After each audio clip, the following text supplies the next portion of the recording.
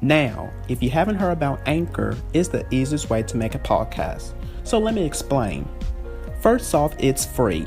I'm not joking, you guys. The Anchor app, it is free to use. Second, there's creation tools that allows you to record and edit your podcast right from your phone or computer. Now that's awesome, isn't it? Third, Anchor will distribute your podcast for you so it can be heard everywhere, you guys, on Spotify, Google Podcasts, Apple Podcasts, and so many more platforms. Fourth, you can make money from your podcast with no minimum listenership. Now, is that awesome, you guys, or what? That's just terrific. And finally, it's everything you need to make a podcast in one place. So I have another podcast with Anchor, and I'm just loving Anchor so much. I love it. It's so very easy to use, guys. So why don't you download the free Anchor app today or go to anchor.fm to get started.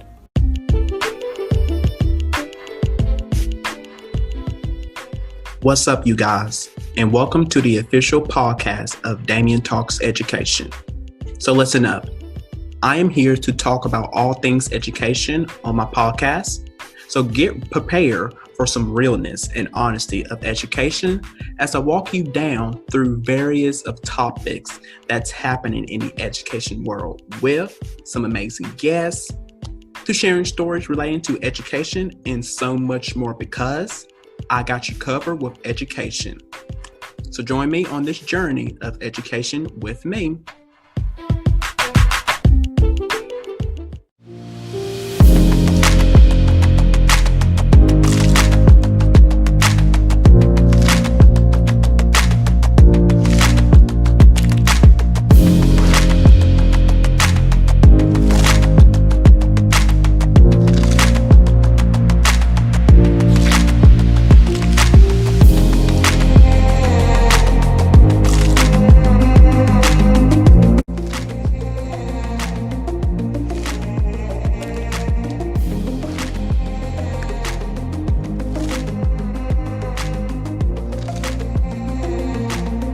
Hello, everyone.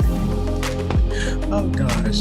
Hello, everyone, and welcome to my show, Damian Talks Education. Thanks so much for joining me today. I really do appreciate all of you guys, and happy Friday. Happy Friday, you guys. We have made it through another week, you guys. So give yourself a hands clap. Give yourself a hands clap. All right, you guys. So let's you can see again, because you quite saw this a couple weeks ago. At the time right now of this recording, you guys, because on the when you had saw this a couple weeks ago, I am recording it on that exact same day or during that week, and I still haven't gotten my hair cut, but that's why I'm covering myself up on today, because I don't want you guys to see my hair. It looks a hot tail mess, so I'm covering it up. But let's get that out of the way. Again, thank you for joining me. I have a great show for you guys on today, because I got a very special guest who is joining me on today, you guys. He's one of my good friends. He is a co-host off of The Educators, and he is the host of his new podcast, Swag Nerds Podcast. So everyone, let's welcome back on to the show, Coach Darnell Jerome. Let's bring him on now, you guys. Hello, Coach D. How are you doing? Oh, okay, man. I apologize. You're fine. You're fine. Again, thanks again for joining me on today. So we're just going to hop right into it. We're going to be talking about today how teachers can empower students who are experiencing trauma. So that is the show. Yes, so that's the show for today. So I got some important info for you guys to know, and then we're going to give our thoughts onto it. So as you guys know, that our students, they are carrying a lot with them, you guys, as they enter into our classroom each and every day, right? So as educators, you guys, get this here. You are supposed to, lead with example, lead with love. And you often see yourself as, you're trying to do your best each and every day for your students. And you're just, this is just with me. it's quite taking a toll onto you because you're not sure of how you can possibly help that student out who is dealing with, whatever going on with them, because you probably don't have the right resources at that time. You're just not sure, but you are trying to be there for them. And for me, I give you props for that, because we need to be there for our students who are going through whatever is going on into their lives. We just need to sit there.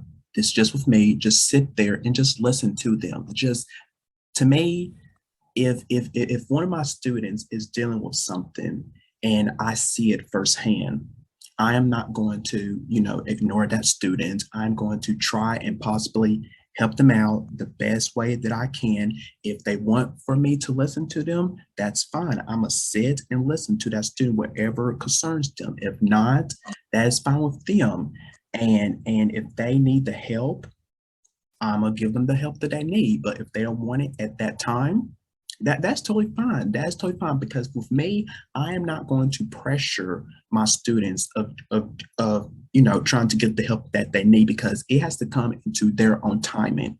I can't pressure them like, hey, I can't do that. That's just, coach. What are you thinking over there? Man, the trauma thing is it's a real serious situation. It's really not something. I'm gonna be honest with you. Like, we talking about empowering kids with trauma. I mean, it's not Yeah. something that, I know this show is short, and I know the day has been crazy. And I actually want to see if we can come back and talk about this again, because this is something that really needs to be discussed in detail, to where people can understand that you got to communicate with other people outside of just you. You have to communicate with, like, counselors, with social workers. You have to provide structure and consistency when we're dealing with children with trauma. I mean, because it's like with mental health, like, this subject is very touchy, and we have to make sure that we have everything lined up for our children when they're going through trauma affected events. You understand what I'm saying? Like, Yeah. and like you said, like, I applaud anybody, but it's going to take a toll on you just because of the situation. It is not going to get fixed that day. It's going to take some time to really fix what's truly going on, because we don't go home with those children. We don't really know the background. We don't know the story. We don't know the situation.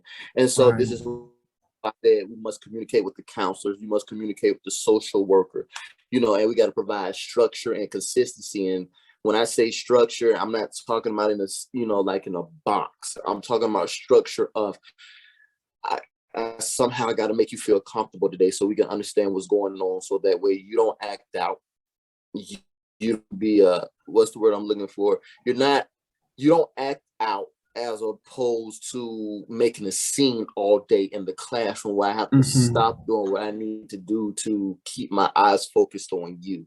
So I got to come up with a structure that's going to keep you comfortable, where also that the kids can learn too, because I can't just have my eyes focused on. I have to make sure that everybody in this classroom is getting what they're needing, especially, what I'm saying, that child that's traumatized.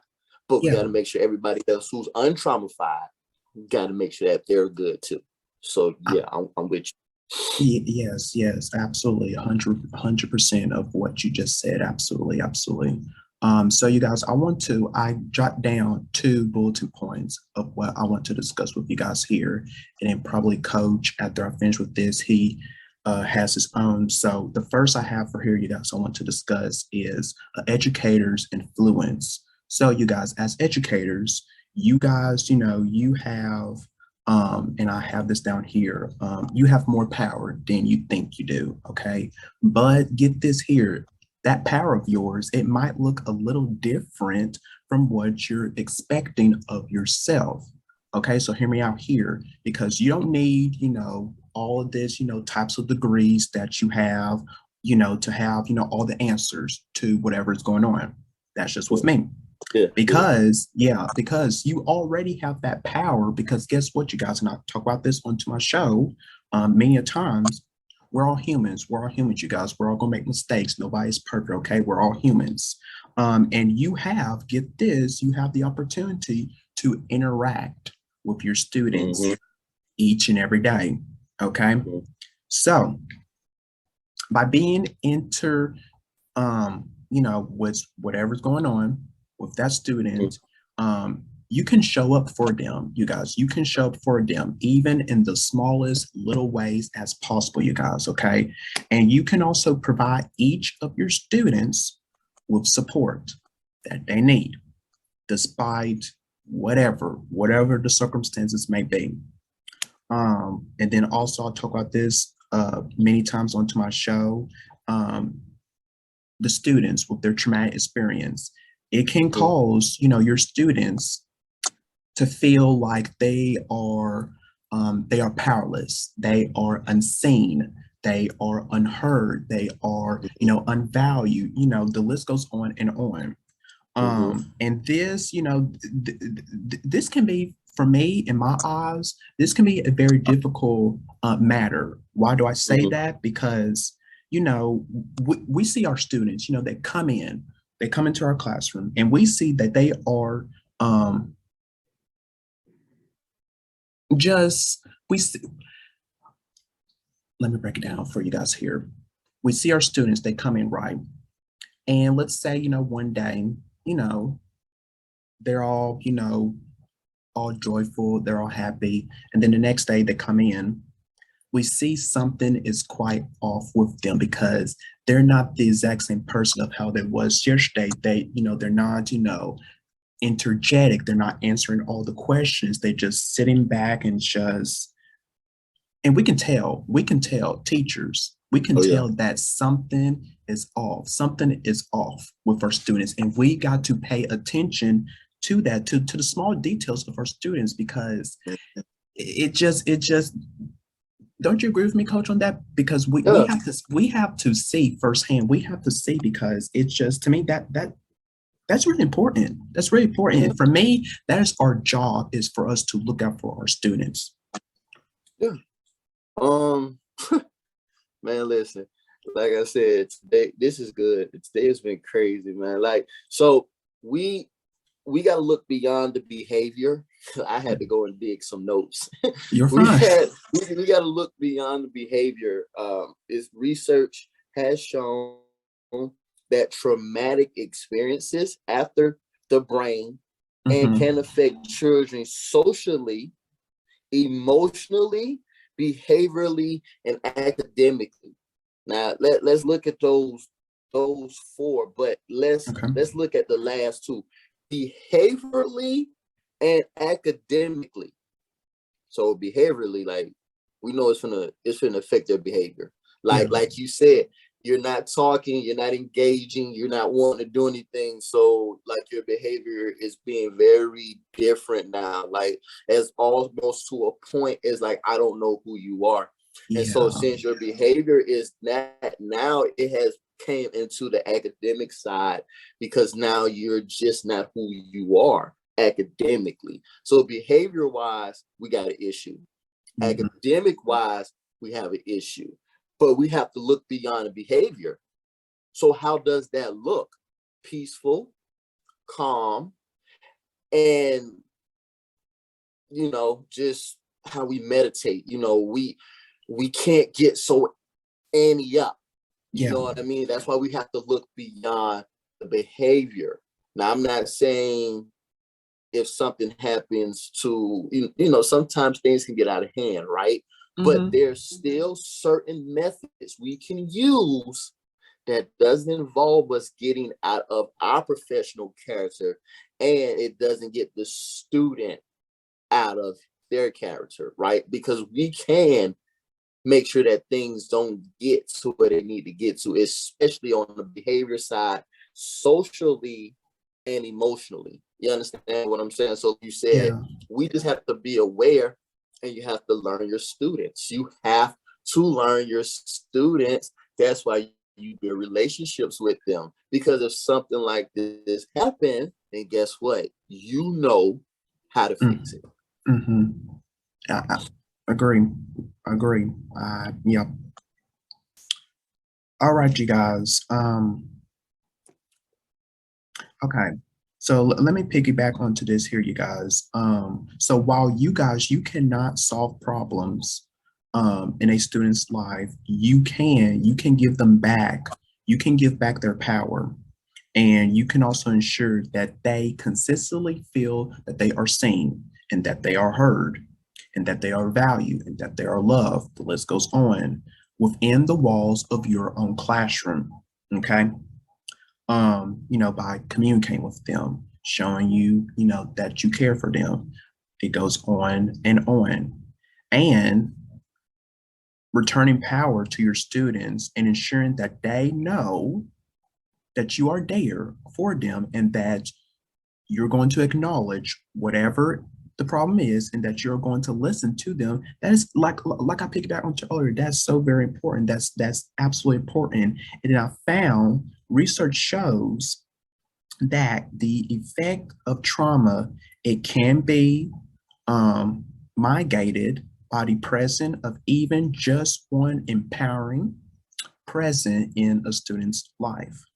So that is from an educator's influence. Now, I'm going to go down to the language, empowering language. What are the correct terms of, how can we be there for our students? What are the correct words that we can say to our students?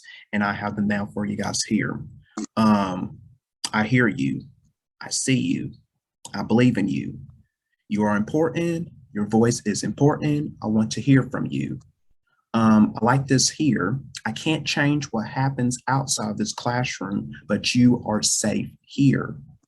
I am sorry for what you are experiencing. I see the pain that it's causing you, and I can't imagine how heavy it feels. Then you have, I can't change your experience, but I am here to listen to you and help you in whatever ways that I can. What would be helpful for me at this moment? And then lastly, as a teacher, I don't have the training or time in my workday to give you the support that you deserve, but I know that our school counselor and social worker do. Our school has them for students who are experiencing trauma and challenges because we care about you and want to support you in all the ways that we possibly can. So how do you feel about us reaching out to them together? So those are some encouraging words that you could pour out to your students. Coach, you have some, or you agree with these here of saying these to our students? Yeah, definitely. And try to make them feel better. Yeah, and also too, offer reassurance, like you said. Yeah. The child wants to hear you tell them that they are safe and well, Yes. and that everything will be okay, even though we know sometimes it may not be okay. But they want to reassure that while they're with you, everything is going to be okay. And now, I know some places may not like this either, but is here. It's justified hugs and cuddles, just depending on your students. You know what I'm saying? Right. Some students prefer Yeah. hugs. You know what I mean? Like, I'm not. When I say hug, it can be like this. A hug can be the shoulder. It can be a little fist bump. It can be a little dance, right? But at the same time, it just shows that safety. Like you said, listening. Yes. You know, as educators, we do this too much. Yeah. Like, we're having a conversation, right? This is fine. But when a child is in need, it seems like we want to do this instead of. Yeah. But we always want to tell the children to. Right. Yes. It got to work. It got to work both ways. Yes. And then we have to show empathy. We have to show empathy. Like, we must show it. And we must answer honestly. We will not lie to them. We must answer them as honestly as we can. And we must focus on the positives. So I'm putting every other ingredient that I'm giving you, I'm putting it in the Damian soup, because these are the ingredients, and there are more. But for time's sake, we just want to make sure that you all understand these are certain ingredients that can go into the soup that can make sure this soup is spiced up real good. But you have to use them, people. I mean, Damian has a show that helps you all. It is not a show to where you should just look at it and just say, oh no, this show helps. And if there's something you don't understand on it, there may be something that you may not agree with, then help him understand why. Don't budge him. Don't come at it negative. Say, hey, I didn't agree when coach said, listen. Why should I listen? Okay, and I can tell you why, or what is your motive to why you shouldn't listen to a child in trauma. But don't try to be a bully about it. This show is to help, just like any other podcast there is. All we're wanting to do is make sure we're giving you all the right resources, tools, and understanding of what not only we've been through, but what other people have been through. And we can all bring it together so that everybody can have a successful school year when we deal with children with trauma or with anything else.